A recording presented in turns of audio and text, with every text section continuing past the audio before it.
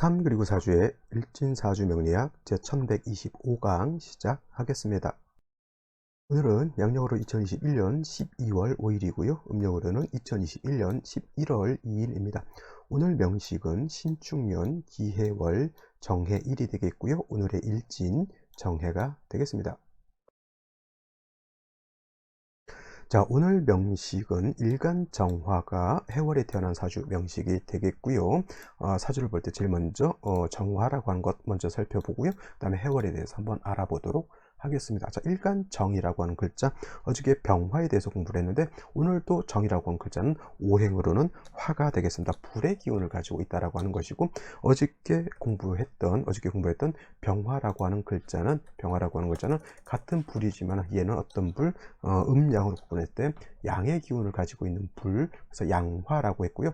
오늘 정화라고 하는 것은 같은 불이지만 음의 기운을 가지고 있는 음화, 이렇게 볼 수가 있죠. 그래서 양이라고 하는 성질을 가지고 있느냐, 또 음이라고 하는 성질을 가지고 있느냐에 따라서 특성이 달라진다. 양이라고 하는 것은 성향 자체가 바깥으로 돌출하고 진취적이고 강렬하고 맹렬한 그러한 기운이라고 하면, 음이라고 하는 기운은 뭐예요? 땅속으로 들어가는 개념. 나무를 봤을 때 땅을 기준으로 해서 위로 줄기, 이파리, 그 다음에 과일, 이건 양의 개념인 것이고요. 땅 밑으로 내려가는 뿌리의 개념은 음의 개념인 것이죠. 그래서 양이라고 하는 것은 겉으로 드러나고 겉으로 보이고, 그 다음에 맹렬하게 돌진해 나가는 어떤 진취적인 기상을 양이라고 하면, 음이라고 하는 것은 안으로 축장되고 숨고 약하고 여리고 이런 개념을 음이라고 하는 겁니다. 그래서 사람이라고 하는 종족을 음양으로 구분하게 되면 양은 남자가 되는 것이고요, 음은 여자가 된다. 그래서 뭐 여자가 음이니까 안 좋다? 아니죠.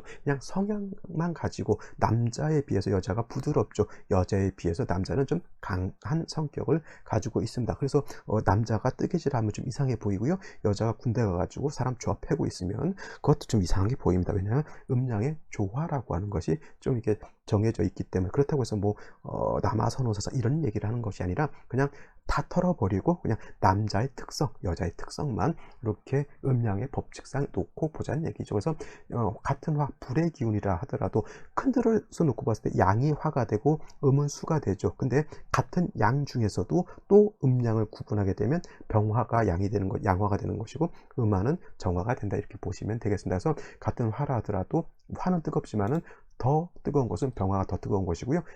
음화인 정화는 그것보다 좀 덜 뜨겁죠. 그래서 병화를 비유할 때 태양과 같다. 그래서 태양지화라고 하는 비유를 하고, 그 다음에 정화 같은 경우는 등촉지화라고 해서 모닥불이나 이렇게 비유를 합니다. 모닥불이 아무리 뜨거워봤자, 전기불이 아무리 뜨거워봤자 태양만 못하죠. 물론 태양이라고 하는 것이 너무 멀리 있기 때문에 우리가 보기에 그냥 따뜻한 온기를 주는 그 정도로 보이지만 태양 근처 가면 다 죽습니다. 타서 죽고요, 말라 죽고요.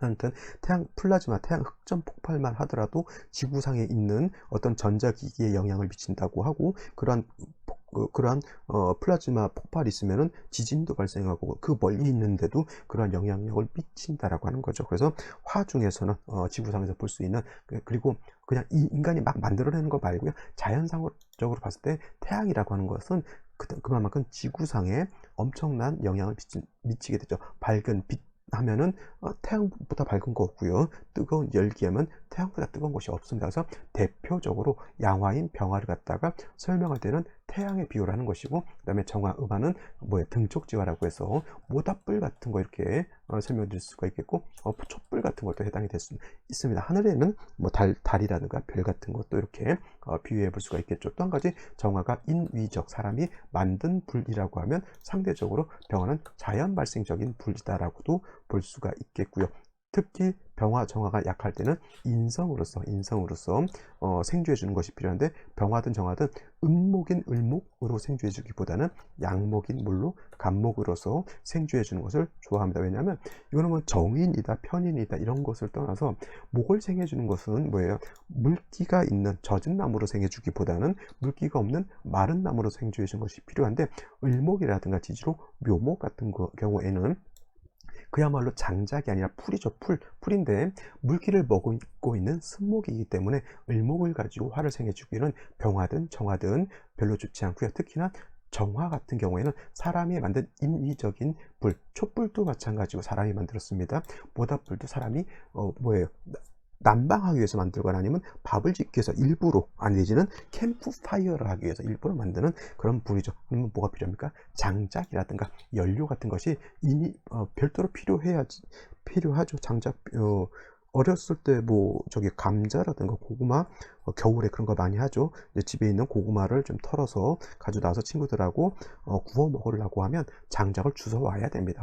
어디서 구하든 장작 없으면 고구마를 생으로 먹어야 되는데 생 고구마는 맛이 없습니다. 그래서 모닥불 피워놓고 마주 앉아서 우리들의 이야기는 한이 없어라. 그때 먹는 것이 바로 고구마 되겠습니다. 그래서 그 고구마를 먹기 위해서는 뭐가 필요하다? 장작이 필요하다. 그래서 정화는 특히나 양목인 간목, 지지로 인목 같은 것 되겠죠. 그래서 이런 나무가 있어야지만 정화는 아무리 왕하더라도 자신의 빛과 열을 유지할 수 있다. 반면에 또 목이 너무 지나치게 왕하게 되면 목다화식이 되기 때문에 목다화식, 불이 너무 나무가 너무 많으면 오히려 불이 꺼진다. 여러분들 처음에 불 필 때 많이 펴보신 분들은 알겠지만은 작은 건불부터 시작해서 펴야지 장작부터 갖다 놓고 펴면 잘 안 됩니다. 물론 토치가 있지 않습니까? 토치불도 마찬가지예요. 토치불 가스를 켤 때 처음에 작게 켜서 불을 세게 켜야지 갑자기 센 가스불에다가 불 펴봤자 잘 안 붙습니다. 그것이 바로 목다화식인 것이고요. 목이 너무 왕해서 목다화식이 되는 경우에는 음금인 신금이 아니라 양금인 경금을 가지고 나무를 갖다 쪼개서 정화를 살려줘야 된다. 그걸 갖다 뭘 한다? 벽갑 인정한다. 쪼갤 벽, 간목을 쪼개서, 벽갑이라고 하는 것은 쪼갠다, 간목을 쪼개서 인정한다, 정화를 살려준다라고 하는 것이 바로 벽갑 인정이 된다. 이렇게 보시면 되겠습니다. 자, 원령 해월에 대해서 한번 알아보도록 하겠습니다. 자, 정화일간이 태어난 원령 해월이죠. 똑같습니다. 뭐 간목이 해월에 태어났던, 을목이 해월에 태어났던, 병화가 해월에 태어났던, 정화가 해월에 태어났던 일간이 달려졌을 뿐이지 원령이 달라지지는 않았죠. 원령 해월이라고 하는 것은 동절이죠. 특히 해월 같은 경우는 입동이 되면서 가을에서 겨울로 전환이 되겠고요. 그 다음에 초동이라고 해서 초겨울이라고 하죠. 근데 초겨울이라고 해서 안 춥냐? 아닙니다. 우리 지금 제가 서울에 살고 있는데 서울의 그 지금의 기후를 생각하시면 안 되고요. 항상 제가 남극 대륙을 생각하라고, 그래야 사주 이해가 빨라진다. 지금 남극 대륙 못해도 막 영하 20도 30도는 기본적으로 넘어가게 되겠고요. 라면 먹다가 빨리 안 먹으면 그 물 붓고 한 몇 초 있으면 다 얼어 터져서 먹지 못하는 그런 총극을 이루게 되고요. 제가 또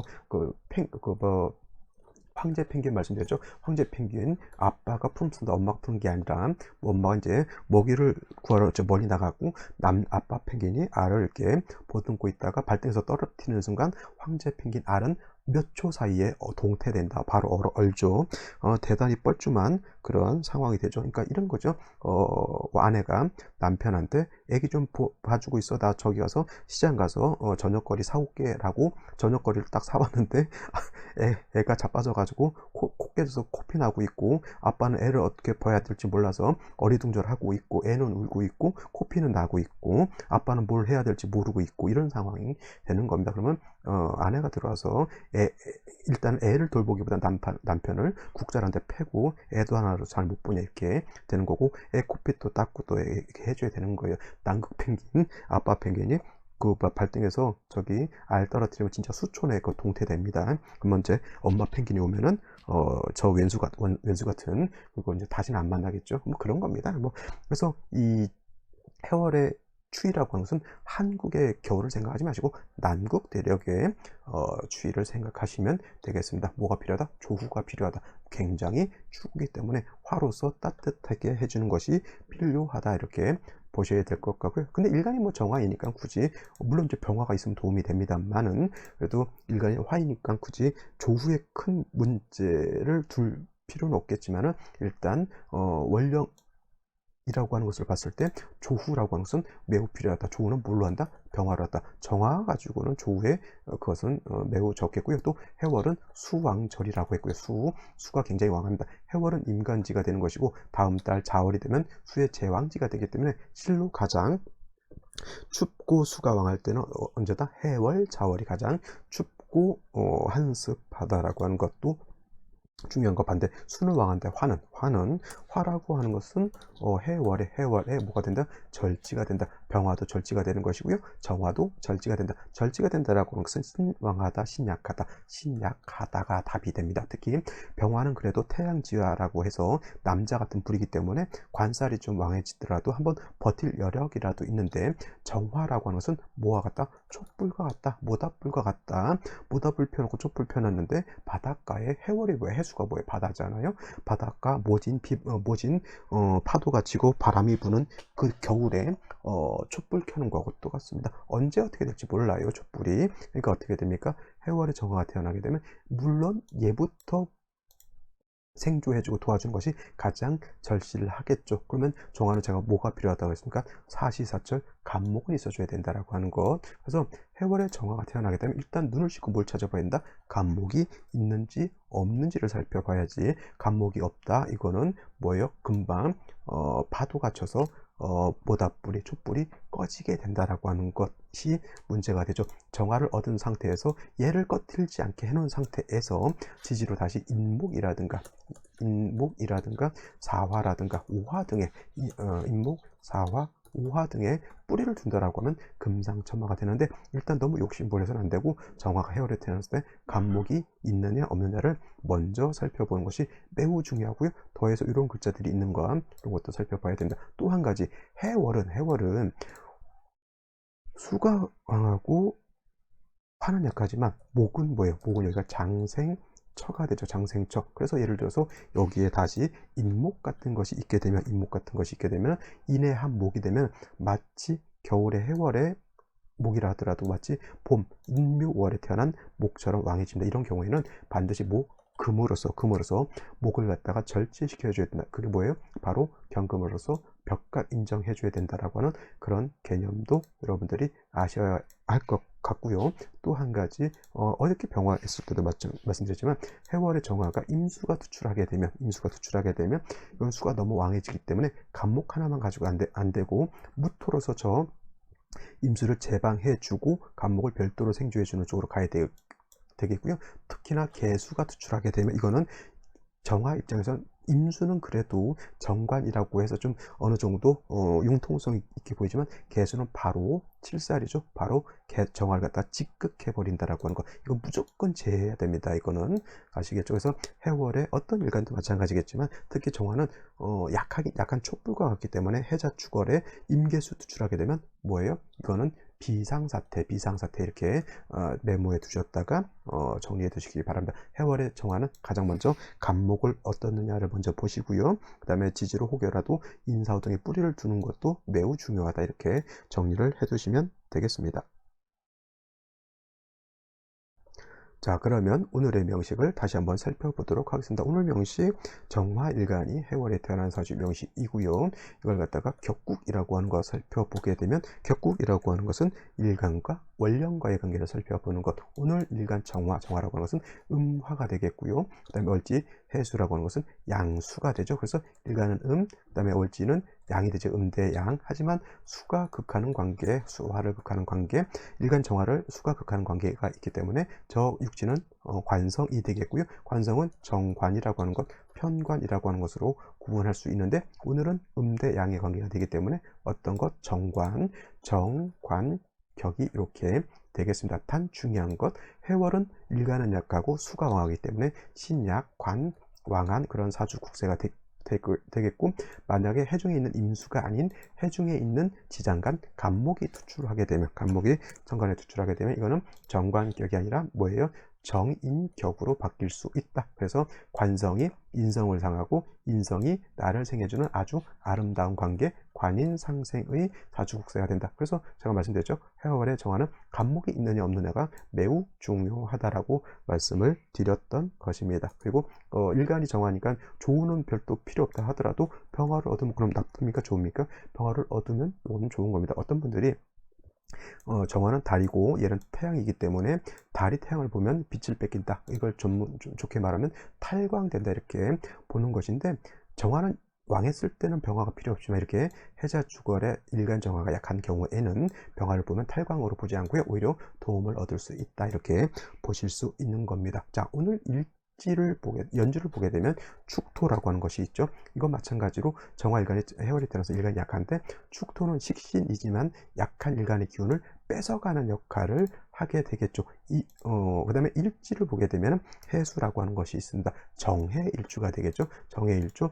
일지 정관이기 때문에 사람이 꼼꼼하고 착하고, 그다음에 정인 간목도 가지고 있죠. 꼼꼼하고 착하고, 그다음에 어질고 이런 성격을 가지고 있지만은 이 정해일주들은 반드시 인성을 얻어야지만 마음의 안정이 되는 것이지, 물바다 위에 일간 약간 정화가 떠 있으면 쉽게 말하면 외로운 밤바다에 달이 하나 이렇게 살짝 떠 있는데, 그게 보름달이 아니라 초생달 이렇게 떠 있는 걸로 볼 수도 있고요. 모닥불을 피워놨는데 왜 풍등이라고 하죠. 바다 물 위에다가 이렇게 촛불 같은 걸 이렇게 배에다가 띄워내는 거, 그런 거하고 같습니다. 언젠간 물기를 살짝만 치면 금방 꺼질 것 같죠. 그래서 만약에 사주국세가 이와 같다라고 하면 보기에는 좋아 보일 거예요. 바다 위에 달 떠 있는 것 같으니까, 그리고 호수 위에 달 떠 있는 것 같으니까 보기에는 좋아 보이지만은 이 사주는 굉장히 불안한 상태에 있다, 이렇게 보시면 되겠고요.